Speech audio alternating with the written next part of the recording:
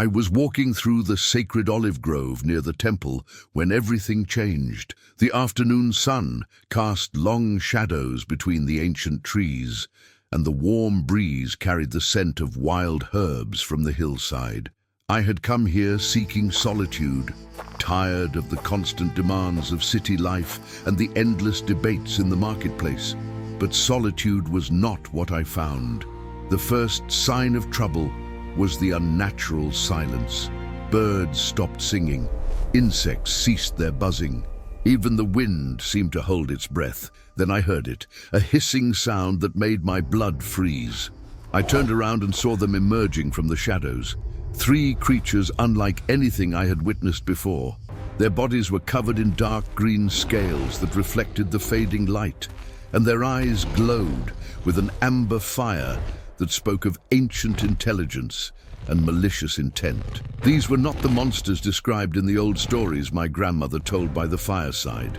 These beings moved with calculated precision, their forked tongues tasting the air as they approached. I stumbled backward, my hands searching for anything I could use to defend myself. My fingers closed around a fallen branch, though I knew it would provide little protection against creatures that appeared to have emerged from the depths of the underworld itself. The reptilian beings circled me like wolves surrounding their prey. I noticed strange symbols carved into their leather armor, markings that seemed to pulse with a sickly green light. Their leader, taller and more heavily scarred than the others, pointed a clawed finger in my direction and spoke in a language that sounded like rocks grinding against each other. I did not need translation to understand their intent. I ran. Branches tore at my clothes as I crashed through the undergrowth, my heart pounding so hard I thought it might burst from my chest. The creatures pursued me with terrifying speed, their footfalls heavy behind me. I could hear their breathing, could smell the sulfur that seemed to cling to their scaled bodies.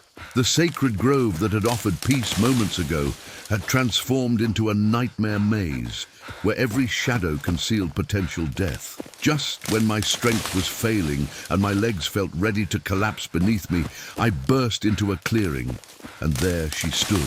The woman, if I could call her that, had the upper body of a warrior maiden, strong and noble, with long dark hair that flowed down her shoulders.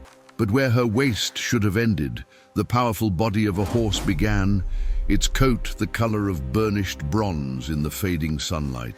A centaur, a being I had only heard about in the ancient myths and songs. She held a bow crafted from ashwood, an arrow already nocked and drawn. Without hesitation, she released.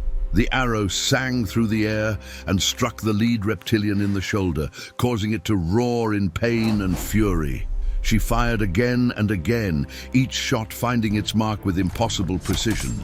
The creatures retreated into the shadows, but I could see in their burning eyes that this was not surrender, it was tactical withdrawal. The centaur woman turned to me, her expression serious and troubled. "Follow me," she commanded, her voice carrying an authority that left no room for argument. "Quickly before they regroup. They will return with others, and next time there will be too many even for my arrows." I obeyed without question, running alongside her as she led me deeper into the forest. My mind raced with questions. Who was she? What were those creatures?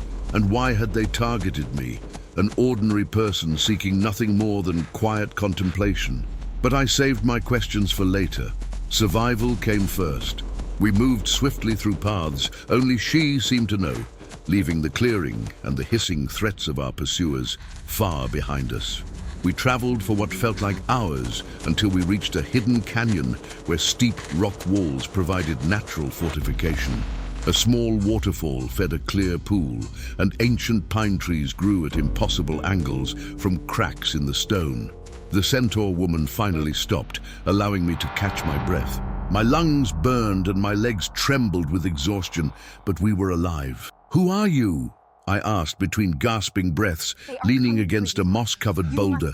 The coolness of the stone seeped through my clothing, providing some relief from the heat of our desperate flight. "My name is not important," she replied, scanning the canyon entrance with wary eyes. "What matters is that you have been marked. Those creatures, the reptilians, They serve darker powers that wish to prevent something you are destined to accomplish. I have been watching you for several days, waiting for them to make their move.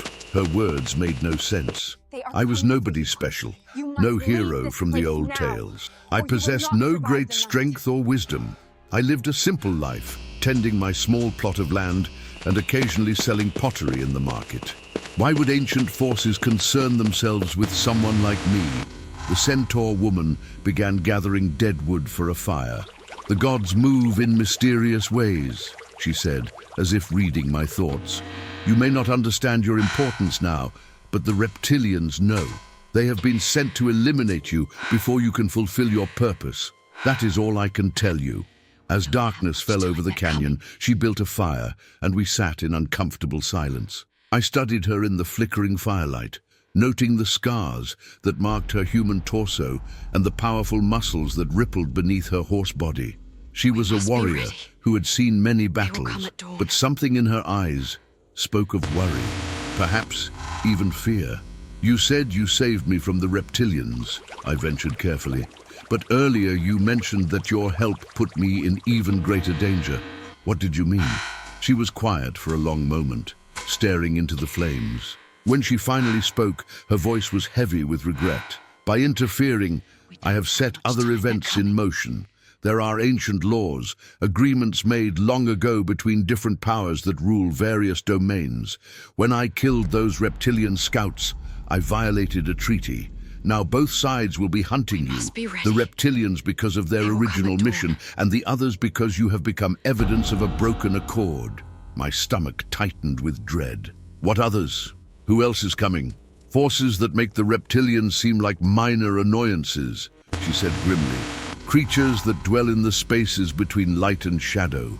Beings that predate even the gods themselves.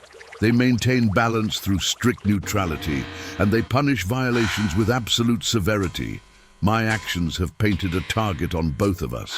She stood and paced the canyon floor, her hooves clicking against stone. There is only one path forward now. We must reach the Temple of the Three Fates before the next full moon. The priestesses there possess knowledge that might provide a way to undo what I have done and protect you from your original pursuers. But the journey is dangerous, and we will be hunted every step of the way. I looked up at the night sky, where stars were beginning to appear like scattered diamonds against black velvet. The full moon was 3 days away. 3 days to cross hostile territory while being pursued by forces I could not begin to understand. 3 days to reach a temple I had only heard mentioned in children's stories. Do we have any choice? I asked quietly. None, she replied, her expression resolute. Rest now while you can.